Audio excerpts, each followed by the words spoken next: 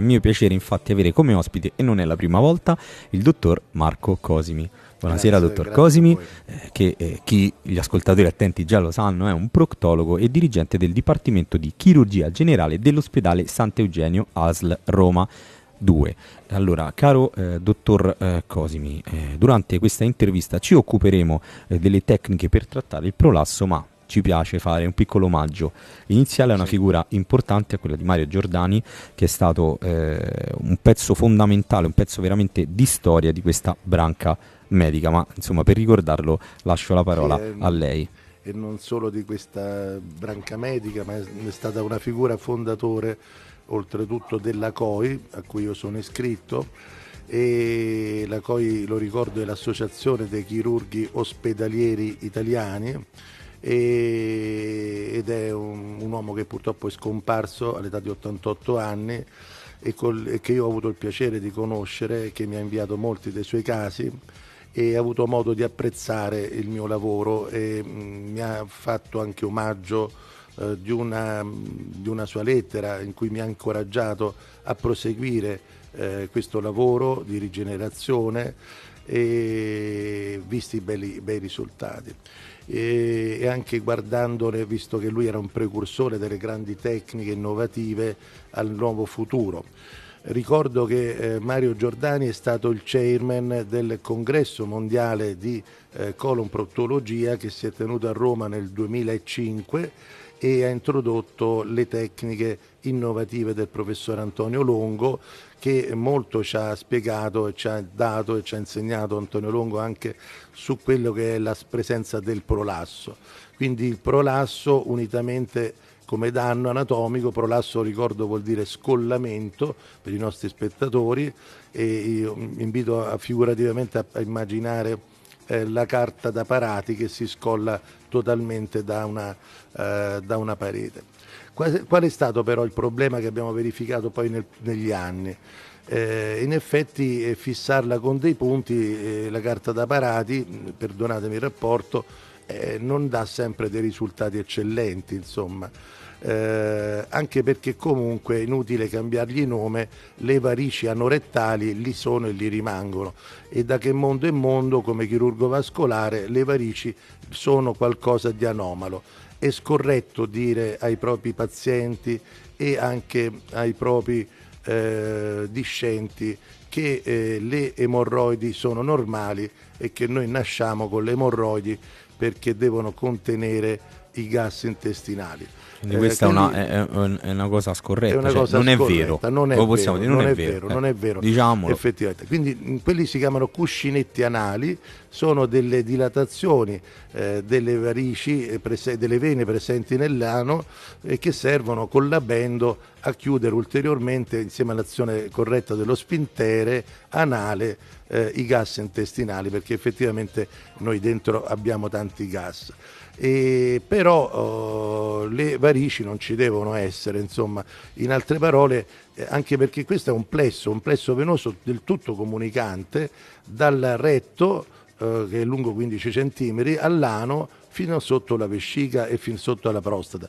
Quindi quando ci sono delle varici nel retto che sono più visibili, dette emorroidi, insomma, delle varici anorettali, chiamiamole col loro termine, sappiamo che tutto il plesso è varicoso.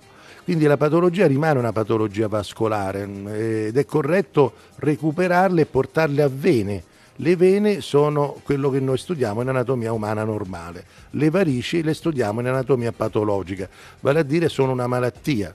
Quindi il termine emorroide, insisto, nasce con Galeno e viene portato avanti dall'antica Grecia nel III secolo d.C. E devo dire che certe cose gli antichi le notavano meglio forse che noi moderni, ecco, a volte, perché alla fine si erano resi conto che c'era una certa fetta della popolazione che comunque anche allora perdeva sangue, e questo sangue lo sappiamo lo contengono le vene lì. Quindi ovviamente quando si fanno varicose, purtroppo dove si fanno varicose? Non più contenute correttamente dal prolasso, cioè dallo scollamento della mucosa del retto, Queste vene che dovrebbero essere contenute, sotto gli sforzi si fanno varici anorettali. Queste grandi VAR o varici anorettali, l'acronimo dei varici anorettali, di fatto non vengono tenute in debito conto, purtroppo sembra, da tutte le forme di tecnica chirurgica attuali, e quindi perché è difficile portarle via, non è che siamo sulla gamba, è difficile correggerle chirurgicamente. Di trattarle non è una cosa semplice. Trattarle non è una cosa semplice. Ci prova la THD, che cerca appunto di fare in modo che dentro queste varici anorettali, consapevole del fatto che lì ci sono delle varici, cioè delle dilatazioni abnormi dei plessi venosi, deve arrivare meno sangue, e quindi con la legatura e la chiusura di alcune arterie fa arrivare meno sangue. Io di fatto ho percorso da sempre un altro cammino, che un'altra metodologia, che è una metodologia rigenerativa e che abbiamo visto nelle immagini, che parlano da sole in effetti, e vedremo adesso anche nelle immagini. Ecco, questo per esempio è un modesto prolasso fatto con metodica di Longo, come si può presentare quando è una fase iniziale. Vediamo che quelle zone suberanti che stanno lì e che danno fastidio alla paziente nell'ano è proprio lo scollamento, cioè di fatto il prolasso a un certo punto in un lifting di questo tipo, accorciando solo la mucosa, è come se noi accorciassimo solo la carta da paratica, non l'abbiamo incollata. L'unica colla che esiste si chiama collagene, dal latino generare colla, e la produciamo proprio noi uomini. Quindi forse è meglio a volte, in alcuni casi, e che è quello che stiamo facendo a questa paziente che aveva avuto una recidiva, può succedere, a volte succede un po' troppo spesso, magari però effettivamente queste varici anorettali vengono corrette infiltrandole con una soluzione salina di salicilato di sodio per indurre la liberazione dei fattori di accrescimento cellulare. Ora parliamo di queste proteine, che sono molto interessanti, perché sono passati oramai 50 anni da quando Rita Levi-Montalcini vinse il premio Nobel per la scoperta di uno dei fattori di accrescimento cellulare più importante, quello del sistema nervoso, del growth factor, ovviamente, che regolava il sistema nervoso. Cosa sono queste proteine preziose contenute in alcune nostre cellule, per esempio le piastrine, ma ancora di più nei globuli bianchi? Nei globuli bianchi accompagnano sempre alcuni fenomeni che avevamo notato essere, per esempio, i tumori, anche nell'oncologia, laddove c'è una cellula tumorale ci sono delle cellule infiammatorie. Questo lo notarono gli anatomi-patologi anche di 50 anni fa, con dei bellissimi lavori che hanno portato poi allo sviluppo di un programma di prevenzione del carcinoma con l'aspirina, il CAP con 2P, il Cancer Aspirin Prevention Program 3. È un programma che va avanti da 18 anni e serve alla prevenzione per tramite attivazione di un enzima che si chiama cicloossigenasi 2 nelle cellule infiammatorie presenti intorno alle cellule del tumore, alla prevenzione del tumore nei pazienti affetti da sindrome di Lynch. Una sindrome purtroppo che condanna i pazienti altrimenti alla certezza di un tumore, soprattutto del cancro colon retto, dove questa percentuale è altissima. Si tratta all'inizio di una poliposi diffusa, quindi a carattere eredofamiliare e genetica, e poi anche di tanti altri organi, soprattutto della pelvi. Bene, oggi noi siamo scesi a una prevenzione, grazie all'assunzione di 3 cardioaspirine al giorno, di sole di quasi l'80%, quindi prevenzione totale. Insomma, è un dato è anche bello ricordare, no? Perché sì, è un successo. È un bel successo, va avanti da 18 anni, questo studio molto autorevole, portato avanti da dei genetisti e portato avanti in varie nazioni del mondo, e quindi non è uno studio da poco. Qui invece il principio è un altro, è inibire le cellule infiammatorie che riccamente sono presenti nell'organo endotelio disfatto delle grandi varici anorettali della patologia del prolasso mucoso anorettale, e fare in modo che queste cellule blocchino il loro lavoro inutile per certi versi, perché sono dei geni del nostro organismo, quindi possono fare uno step 2. Bloccando quindi questo lavoro con l'enzima cicloossigenasi 2 o COX2, Che cos'è un enzima? È una proteina che moltiplica di milioni di volte il lavoro che fa quella cellula. Quindi bloccando l'enzima, proprio il moltiplicatore della velocità di queste modalità infiammatorie, essi cambiano i protagonisti in scena e liberano abbondanti fattori del crescimento cellulare. I fattori del crescimento cellulare sono delle proteine molto interessanti che noi tutti liberiamo in una quantità moderata tutte le sere per rigenerare le nostre cellule. Lo ricordiamo ai telespettatori, le cellule non hanno una vita eterna, soltanto le cellule di un tumore non muoiono mai, purtroppo si moltiplicano sempre. E invece è interessante dire che biologicamente le nostre cellule hanno una loro vita, durata di vita che sta scritta in quel software che è il DNA. Per esempio mediamente i globuli rossi durano 3 mesi, dopodiché devono morire ed essere sostituiti, certo. Quindi questo fenomeno si chiama rigenerazione, avviene e i regolatori di una buona rigenerazione sono proprio i fattori del crescimento cellulare. Quindi si tratta per alcune settimane di tenere più alti questi regolatori del nostro accrescimento cellulare, i quali inducono, è una brutta parola ma insomma è giusto dirla, una sorta di morte cellulare programmata di cui il paziente non si rende conto, e sostituendo rapidamente in maniera veloce le cellule endoteliali dell'apparato venoso alterato, di quelle varici anorettali abnormi e del tutto patologiche, le riportano gradualmente alla norma. Quindi queste vene riprendono la loro lunghezza gradualmente originaria, riprendono quei volumi normali e piano piano nel tempo riformeranno il loro organo endotelio all'interno e si faranno capaci di produrre quei 30 ormoni circa, di cui alcuni sono importantissimi, ricordiamo la renina, l'angiotensina, l'aldosterone e tanti altri che servono per il benessere vascolare, ma anche per regolare tante funzioni della pelvi. La pelvi è molto complessa, ha tanti organi nel loro interno e quindi ovviamente è giusto pensare e capire alla sua complessità.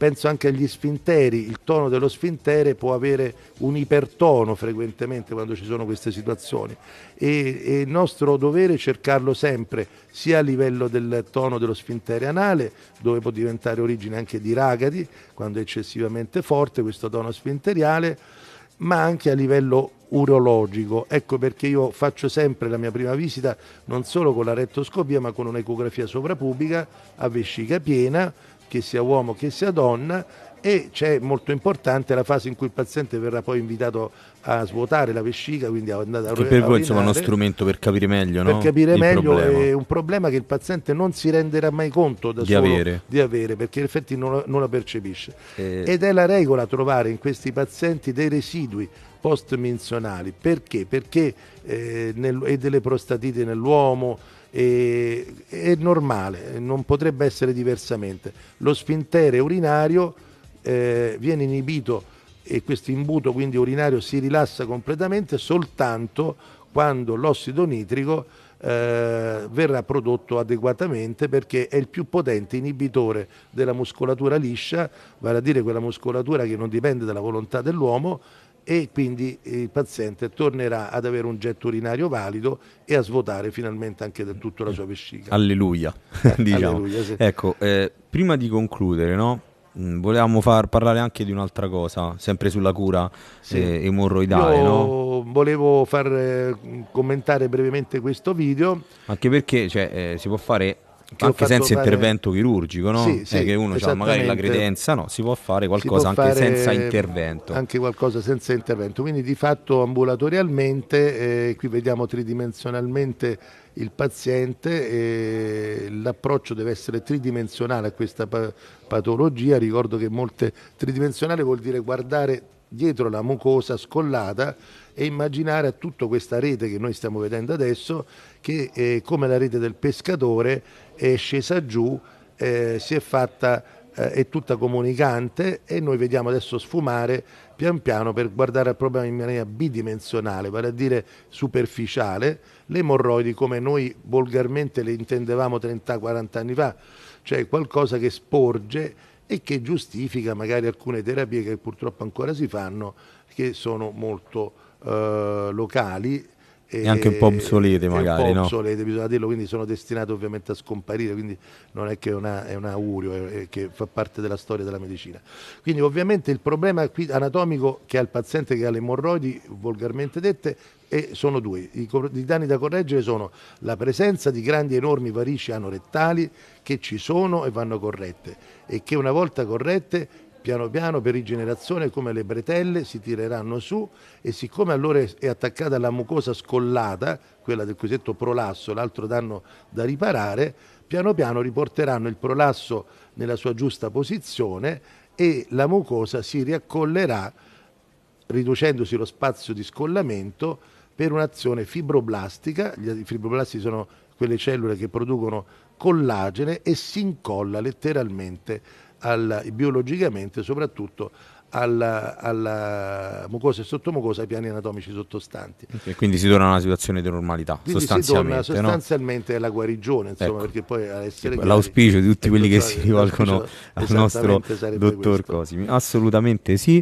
Io vado a darvi, dopo aver fatto questa panoramica, ma anche è bello sottolinearlo, il ricordo, no? Che abbiamo fatto in apertura del professor Mario Giordani. È essenziale perché è un uomo che sempre ha dimostrato di essere un esempio per tutti noi chirurghi, è un esempio che noi ricordiamo e che il quale anche cercate di seguire un po' la strada che ha tracciato, perché comunque è stato anche sempre un precursore e anche, non ricordiamolo, è stato lui stesso anche di fatto nel mentre fa i complimenti anche alla mia metodica, perché ho avuto questo onore che è molto forte per me, molto sentito.